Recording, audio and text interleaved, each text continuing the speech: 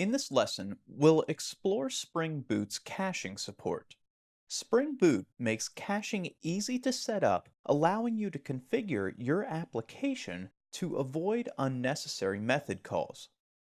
This strategy can be used to avoid multiple invocations of resource-intensive methods. This increases the performance of your application code. We'll begin by creating a new Spring Starter project. We are going to name this project spring-boot-cache. We'll also be sure to change the artifact ID to match our project name, and then we'll go ahead and hit Next. Now, within our dependencies, we're going to search for the cache dependency, and we'll add that to our new project and then hit Finish. STS will then begin to build out our new Spring Boot project, and once it's built, we can go in and explore. The first thing that we'll do within this project is we're going to create a new class within the com.o'reilly.boot package. So we'll open the new dialog and find class, and once again we're going to make a stock class. Now, we've seen this class before, so I'm just going to copy and paste the implementation for this class, and then we'll navigate back to our package and add another class. This class will be named Stock Tracker.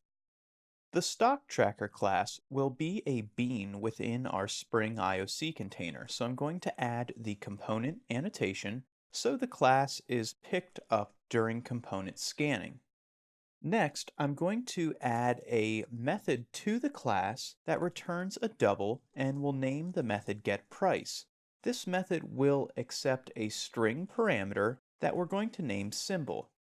Within the method, we're going to return the stock price for the stock associated with the given symbol. So what we're going to do is just use a random. So I'm going to specify a random number between 20 and 200. So we need to provide our min value and then add the difference between our min and max values.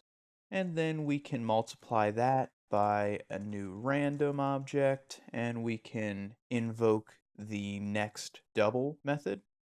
So this should produce a random double value between 20 and 200.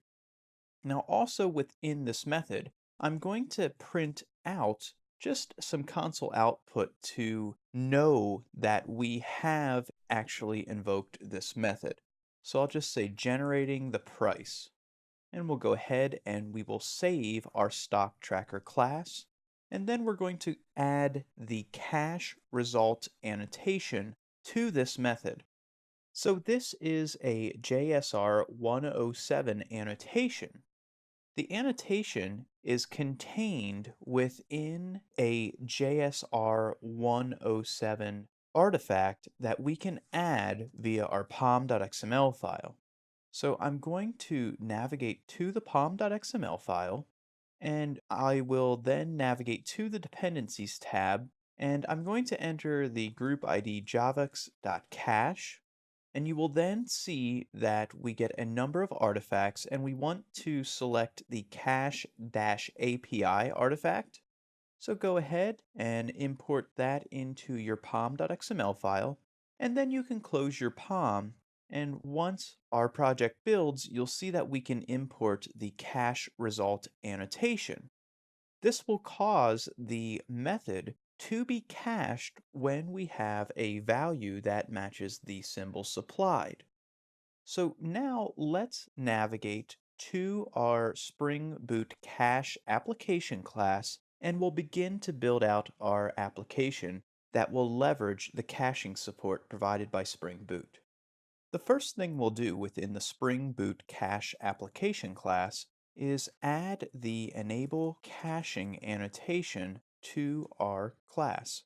And then we're going to have our class implement the command line runner interface. So we'll go ahead and import the command line runner type, and then we are going to add the appropriate methods to satisfy the interface. So we then have the run method added to our class, And now we need to provide an implementation of the run method. So the first thing we're going to do within this method is we're going to print out some console output, and we're just going to say the price is, and then we are going to iterate through a loop, and for each invocation of the loop, we're going to print out the price of a stock. Now, in order to do that, we need to auto-wire our stock tracker bean, and we'll just name this variable tracker, and Spring will inject the stock tracker bean for that field, and then we can leverage it within our run method. So let's use the tracker, and we're going to invoke the getPrice method, and let's get the price for the stock with the symbol of T.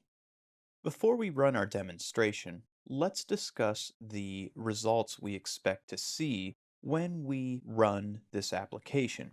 So we're going to iterate through our loop, and each time we're going to invoke the getPrice method on the stock tracker bean. If we take a look at stock tracker, we see that the getPrice method can cache its result. This means that when we invoke the method, the argument supplied will be used to search our cache to see if there is a value within our cache that corresponds with that argument. If there is, the value will be returned from the cache. So the first time we invoke the getPrice method, we will actually execute the code within the body of the method, and we will see our console output be printed. Subsequent executions of this method will not actually execute the code we see in the body. Instead, the result will be returned from the cache. So let's navigate to our Package Explorer, and we can right-click on our project, and then we can run the project as a Spring Boot application to see our demonstration. If we navigate to our console, we'll see the output generated from our application.